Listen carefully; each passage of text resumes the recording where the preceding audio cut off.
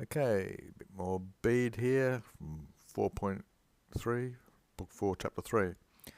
Adio ut correlatives here, but to such an extent did he exude or shake off these ablatives of the world, these matters of the world, things of the world, and with all the things left behind which he had, only indutus, or wearing, habitu simplici, very simple garments, and with his secorum, his axe, and ascias, another like hoe-like hatchet thing, bearing in his hand, he came to the Neuter monastery of this same most reverend father, which Neuter is called Lastingham in English. For it was not ad otium, for leisure, as certain people do. He signified that he was entering the monastery, but for labour, contrasting leisure time with labour, which itself he demonstrated in facto, in fact, in deeds. Here we have quom with a comparative and an eo with a comparative, correlatives. So all the less he was sufficient for the meditations of the scripture, all the more amply he was in pending his studium, or working with his zeal of manual work, work of the hands. So he wasn't just a book reader, he was keen to do things with his hands. Deniqui, finally, or in short, so when or with the bishop in the aforesaid mansion, which we know as a monastery, he was amongst the brothers, he was living there, he had great reverence of and devotion, blah blah blah. When there was some spare time for it must be for the bishop here. The bishop was reading. Lectio is reading. He himself, this guy, liked doing hard work. He was outside. The bishop was inside reading. When there was seemed to be an opus for it, there seemed to be a need for work to done. He was on operating it or doing this labour. Who, when on a day, quadam day, a certain day, he was doing such things. He was aggravating things outside.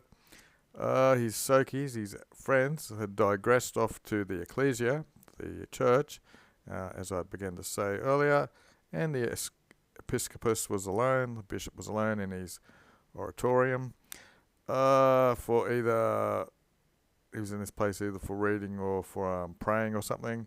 He was given over to work. There's some weird gap here for some reason. Audivit, that looks a bit wrong. I'm pretty sure it's he heard suddenly, as afterwards it's referred or revealed or spoken about.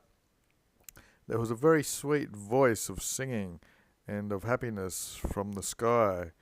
Here we are in a right oblique. It ascended as far as the earth. The ad usqui there. So it's coming. There's sound coming from heaven coming down to earth. Okay, which voice, videlicet, usually means obviously or something. I'll just whack that in there. Was from the Oro Ostro, which is a direction of the wind, southeast. This is from the Exortus of winter, blah blah blah. Looks like from the rising of the sun, from the direction as the sun comes from the Euro, from the east. Anyway, of the winter. At first, blah blah blah. It was saying to listen, and then pull at him little by little, gradually. This voice, I'm guessing, appropriated to him. It came closer to him until it came usqui ad as far as the roof of the oratorium in which the bishop was. It reached, it pervenerated. Okay, exortus can come from a participle of exoria. There's a fourth declension exortus, the rising, for example, here of the sun, etc., stars, etc., equinox. Where were we? Up here somewhere. Okay, so we went to pervenerate. it actually entered this room, the oratorium, which is a neuter, filled the whole building, and it circumvented it in a circle and surrounded it in a circle.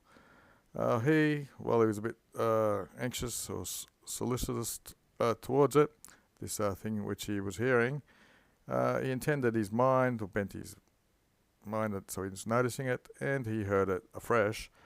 With transacted space of round about half of an hour, it ascended from the roof of this same oratorium. Likewise, it was this happy canticum, this very happy song of happiness, and itself, from where it came, it went back to the kalos, back to the heavens,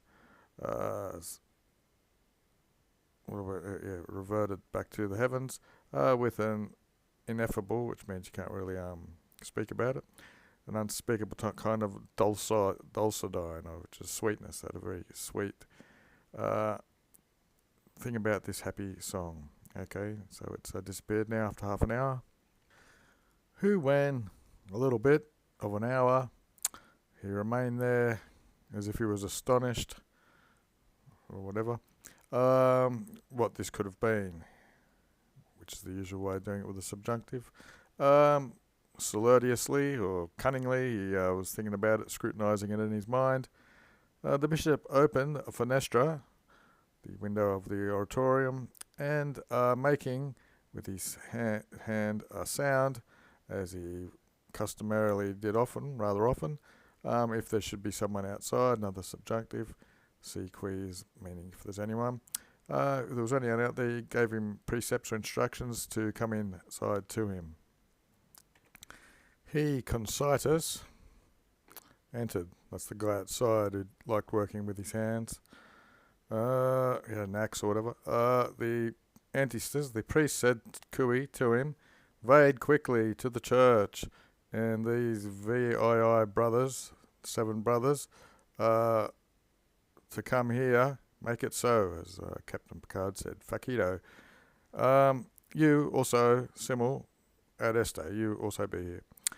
Who, when they had come, who being these 7 brothers and this guy, when they'd come, at first he admonished them or instructed them or warned them that the virtue of dilection and peace, being kind and loving and peaceful, ad invecum, do it within yourself, to each other, and to all,